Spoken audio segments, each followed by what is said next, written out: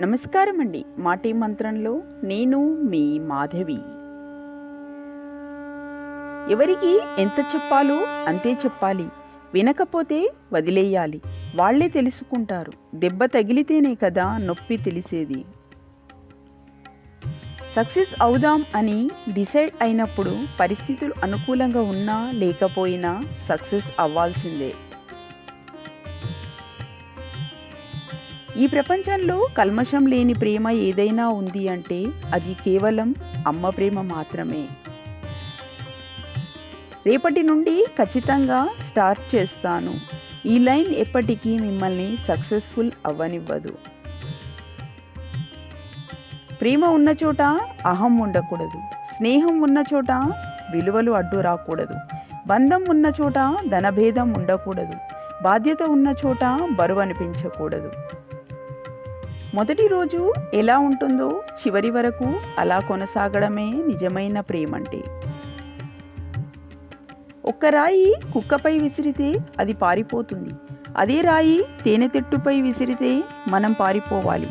కుక్క కన్నా తేనెటీగలు చిన్నవైన వాటి ఐకమత్య బలం చాలా పెద్దది. ఐకమత్యమే మహాబలం. ఒకరిని నాశనం చేయాలనే దుర్బుద్ధితో ఉండేవారు చివరికి వారే నాశనం అయిపోతారు. అదే కర్మ ఫలితం అంటే. మనల్ని మనం కాపాడుకోవడానికి ఇతరులపై నింద వెయ్యకూడదు. కాలానికి నిజాన్ని నిరూపించే శక్తి ఉంటుంది. ఆకలి తీరిందని అన్నాన్ని, అవసరం తీరిందని మనిషిని చులకనగా చూడకండి. ఎందుకంటే ఆకలి మళ్ళీ వేస్తుంది, అవసరం మళ్ళీ వస్తుంది. ఊసర వెళ్ళి ఆపదలో మాత్రమే రంగు మారుస్తుంది.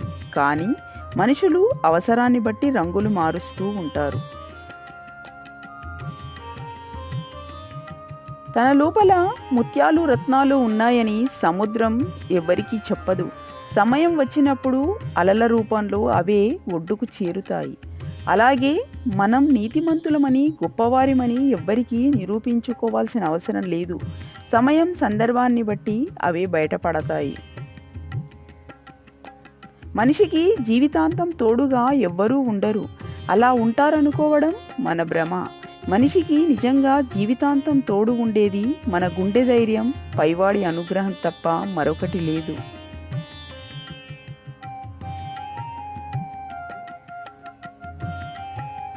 సమాజంలో అందరికీ ప్రతిదీ వివరించాలని ప్రయత్నించవద్దు.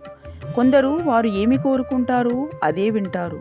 కానీ నేను చెప్పిందే వినాలి అని నువ్వు అనుకుంటే అది నీపై వారికి ఉన్న నమ్మకాన్ని నువ్వు కోల్పోతావు. మనకున్న సంపదతో తృప్తి పడవచ్చు, కానీ మనకున్న జ్ఞానంతో ఎప్పుడు కూడా సంతృప్తి పడకూడదు. గొంతు పెంచడం కాదు, నీ మాట విలువ పెంచుకో. వాన చినుకులకే తప్ప ఉరుములకు పంటలు పండవు.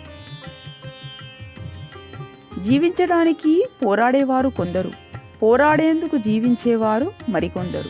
జీవితంలో నటించేవారు కొందరు, నటిస్తూ జీవించేవారు కొందరు.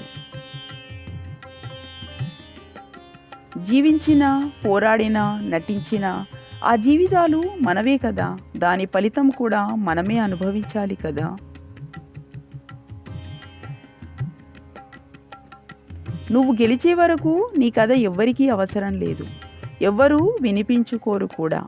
నీ కథ ఎవరికైనా చెప్పాలన్నా వినాలన్నా ముందు నువ్వు గెలవాలి. మౌనంగా ఉండటం అంటే మనం ఇంకో మార్గం ద్వారా మన వాదనను కొనసాగించడం.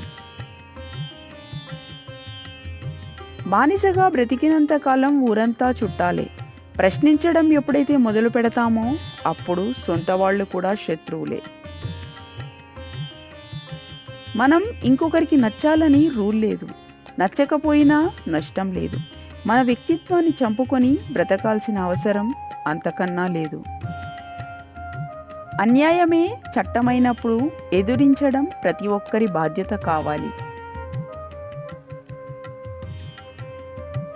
వంట రుచి తినేదాకా తెలియదు. పుస్తకం గొప్పతనం చదివేదాకా తెలియదు. ప్రేమంటే ఏంటో ప్రేమించిన వాళ్ళని కోల్పోయేదాకా తెలియదు. తెలిసిన శత్రువులు 100 మంది ఉన్నా నష్టం లేదు, కానీ మిత్రుడిలా నటించే శత్రువుతోనే ప్రమాదం పొంచి ఉంటుంది. మనల్ని అర్థం చేసుకోలేని వారు 1000 మంది మన ప్రక్కనే ఉండటం కంటే మనల్ని అర్థం చేసుకున్న వారు ఒక్కరు మనకు దూరంగా ఉన్నా చాలు సంతోషమే. రేపటి వెలుతురును చూడాలనుకుంటే నేటి చీకటిని భరించాలి. అలాగే రేపటి ఆనందాన్ని పొందాలంటే నేటి బాధను భరించాలి.